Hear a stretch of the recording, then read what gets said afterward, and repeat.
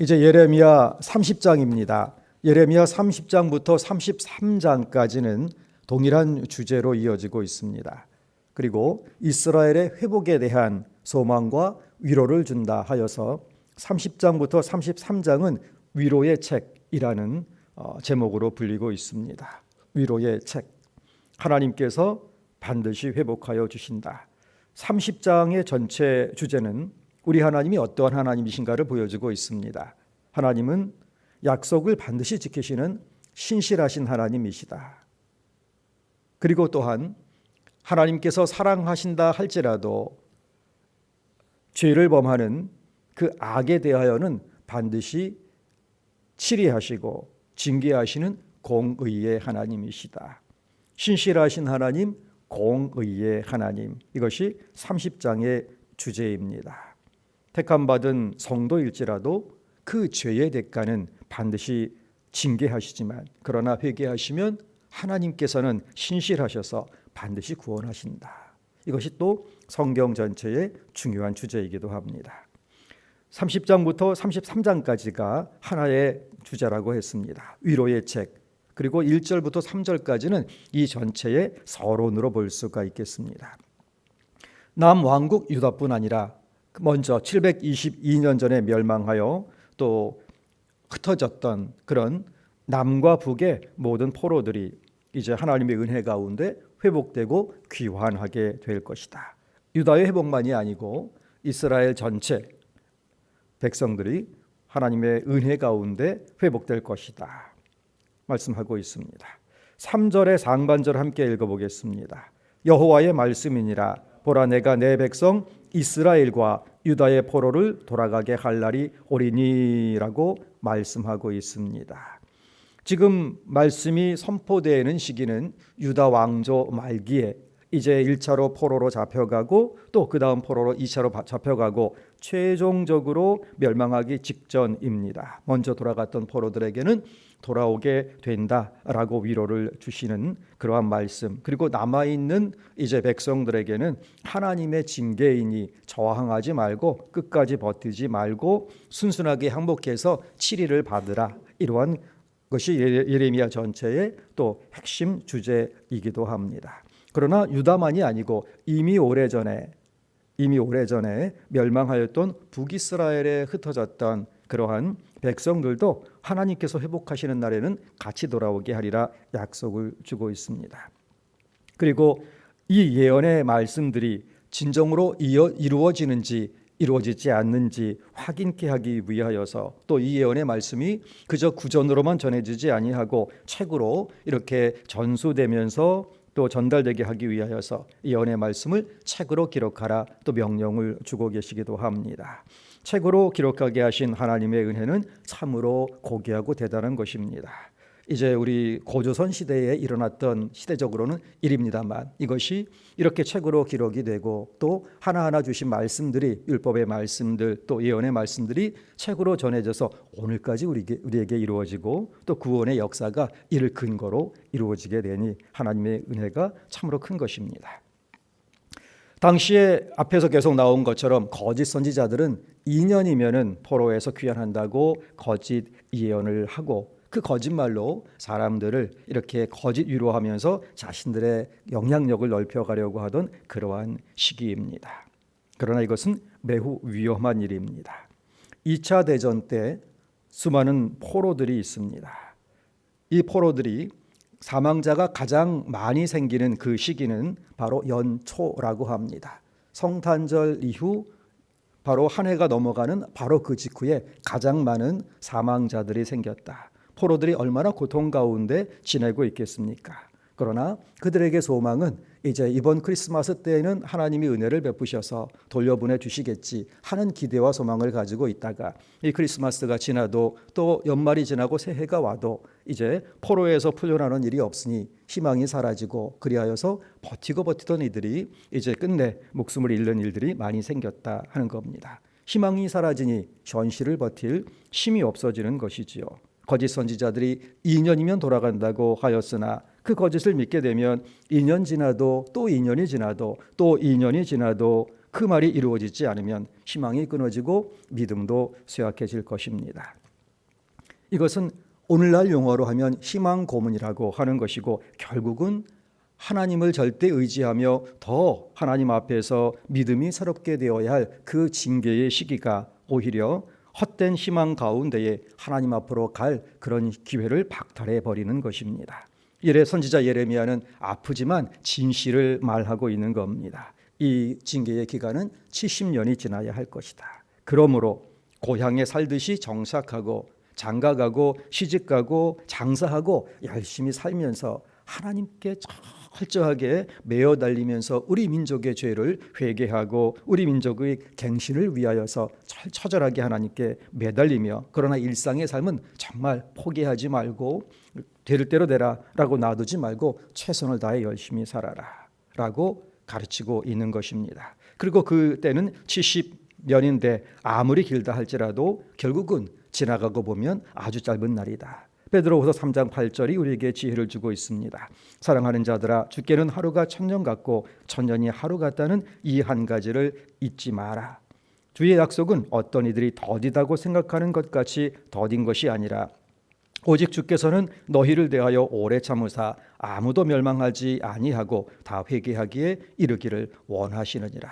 우리의 인생의 여정길 길다 하여도 또 돌아보면 잠시 잠깐 짧았던 것이고, 고난의 시기가 아무리 길다 하여도 다 회복되고 난 이후에는 하고 생각보다는 바로 그 시기, 그렇게 길게 느껴졌던 시기가 그렇게 짧게 느껴지는 것이기도 합니다.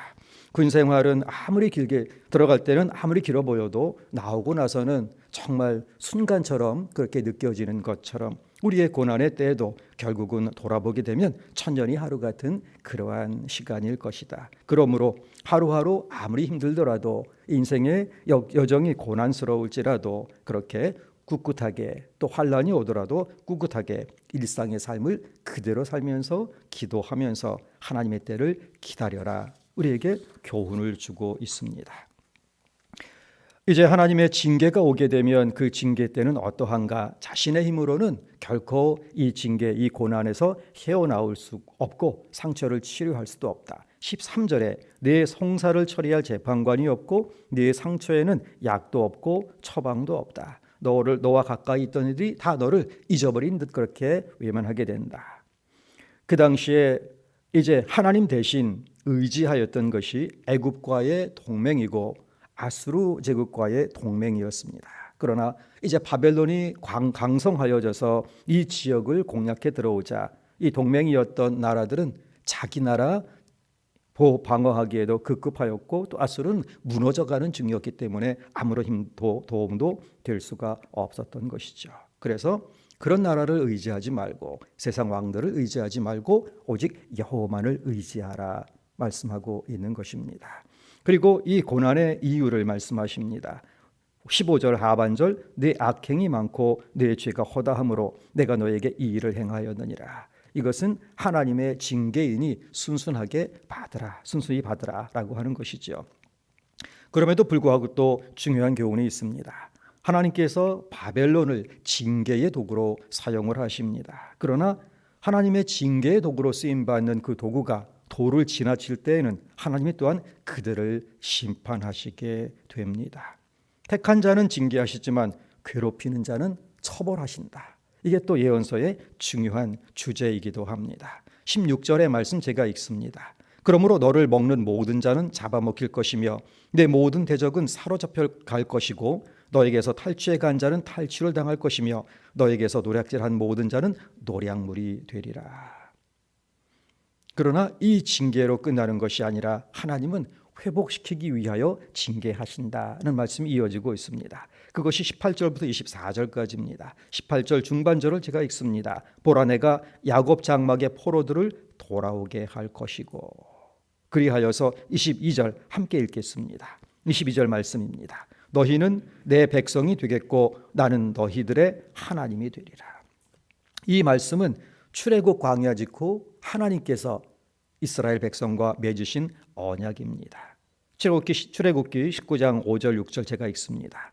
세계가 다 내게 속하였나니 너희가 내 말을 잘 들으면 듣고 내 말을 잘 듣고 내 언약을 지키면 너희는 모든 민족 중에서 내 소유가 되겠고 너희가 내게 대하여 제사장 나라가 되며 거룩한 백성이 되리라. 너는 이 말을 이스라엘 자손에게 전할지니라.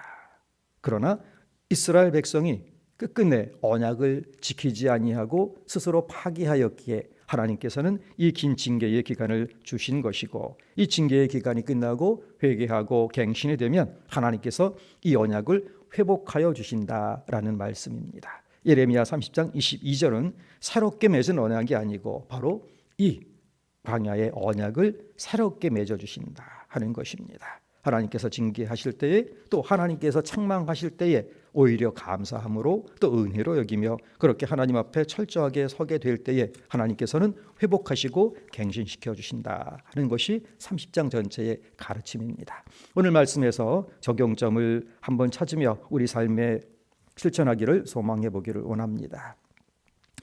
하나님께서는 구원의 은혜를 베푸시는 분이시지만 죄의 대가 또한 잊지 않으시는 분임을 우리가 기억하며 살기를 원합니다. 그리고 하루하루 살아갈 때에 어려운 일이 있더라도 그것이 하나님의 징계일지라도 또 어떤 경우에는 믿음의 길을 가기 때문에 당하는 억울한 고난일지라도 하나님께서 회복하신다는 소망을 가지고 평상심을 가지고 평정심을 가지고 하루하루 어려운 가운데에서도 꿋꿋하게 믿음의 길을 걸어간다 하는 것입니다. 그리고 세 번째는 어려움 앞에서 고난 앞에서 절망하고 그리고 원망할 것이 아니라 자신을 철저하게 점검하며 한 단계 더 성장하는 그런 은혜의 시기가 될 수 있기를 기도하며 나아가는 것입니다. 이럴 때에 우리에게는 고난도 하나님의 은혜가 되는 것입니다. 보이케라는 목사님은 이렇게 명언을 남겼습니다. 온갖 환난 속에서 위로를 얻고자 한다면 사람에게로 가지 말고 하나님께로 가라. 우리의 모든 기쁨과 슬픔과 희망과 낭만과 아픔들 그 모든 것을 가지고 늘 하나님께로 향해 가는 믿음의 길을 함께 걸어갈 수 있기를 간절히 소망합니다. 우리 함께 기도하겠습니다. 사명자 대회 공동 기도문으로 하나님께 우리의 소원을 함께 아뢰겠습니다. 전지전능 무소부재하신 성삼위 하나님, 첫째, 정상 비정상적 비대면 시대를 초래한 코로나19 사태가 종식되게 하시고 코람드오 신앙과 예배가 온전히 회복되게 하옵소서. 둘째, 나보다 남을 배려하는 신행일치의 삶을 사는 그리스도인이 되게 하옵소서. 셋째, 이 시대의 이상을 따르지 않고 고난당하신 그리스도를 본받아 흰옷 입은 참 성도 되게 하옵소서. 넷째, 전능하신 하나님의 능력으로 가정 일터가 회복되게 하시고 불신자와 소외된 이웃을 인도하는 나침반의 사명을 감당하는 서울교회 되게 하옵소서. 다섯째, 자유민주주의 국가로 복음화된 통일조국 이루어 세계 복음화의 모퉁이돌이 되는 대한민국이 되게 하옵소서. 여섯째, 하나님의 목회를 감당할 담임 목회자를 보내주시어 목자 잃은 양들과 이 세대를 이끌어가게 하옵소서. 주 예수 그리스도의 이름으로 기도합니다. 아멘. 오늘은 네 번째 기도 제목으로 한 번 더 기도합니다. 전능하신 하나님의 능력으로 가정 일터가 회복되게 하시고 불신자와 소외된 이웃을 인도하는 나침반의 사명을 감당하는 서울교회 되게 하옵소서 기도합니다. 이제 다음 주 사명자 대회 특별 새벽 기도회가 있습니다. 우리 성도들 또 예배당으로 달려올 수 있는 환경을 하나님 조성하여 주옵시고 또 특세에 참여할 수 있도록 건강도 회복시켜 주옵시고 특별히 강사 손다릭 목사님 말씀 준비 과정과 말씀 선포 과정에 하나님의 성령의 나타나심과 역사로 함께하여 주시어서 서울교회를 회복시켜 주신 하나님 또 이후 서울교회를 재창립하는 또 새로운 1년이 정말 성령의 충만한 가운데에 은혜 가운데에 진행되고 우리 모두 참여할 수 있도록 영적인 부흥, 교회 부흥의 출발점이 되도록 역사하여 주옵소서 기도하겠습니다. 이 나라 이 민족 하나님께서 굽어 살펴 보호하여 주시어서 코로나 바이러스는 종식되고 자유민주주의 체제로 복음화된 통일조국을 향하여 오늘도 한 발자국 진전이 있도록 역사하여 주옵소서. 또 우리의 자녀손들 앞길을 열어주시고 건강과 축복과 지혜와 만남의 복을 더하여 주시고 우리 자녀들에게는 회복의 은혜 더하여 주옵소서. 이 제목으로 합심하여 기도하겠습니다. 전능하신 하나님 아버지, 거룩하신 하나님의 능력을 베푸사 이 하나님의 백성들의 가정과 일터가 회복되게 하시고 서울교회 나침반의 사명 힘있게 재개하도록 역사하여 주시옵소서.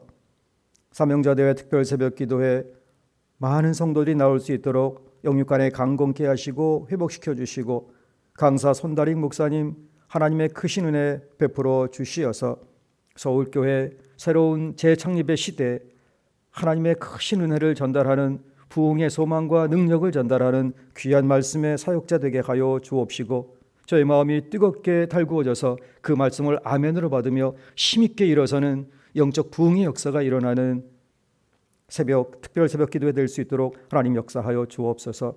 오늘도 주의 손에 저희의 삶을 온전히 바치길 소원합니다. 우리의 자녀손들 그 앞길 인도하여 주시고 지혜와 만남의 복도 하여 주옵시고, 우리의 환우들 온전히 치유하여 주시어서 하나님 앞에 사명 자리로 돌아오게 하여 주시옵시고, 이 나라 이 민족 불쌍히 여겨 주시어서 더 큰 은혜 베풀어 주시어서 자유민주주의 체제로 복음화된 통일조국을 향하여 나아가도록 운행하여 주옵소서.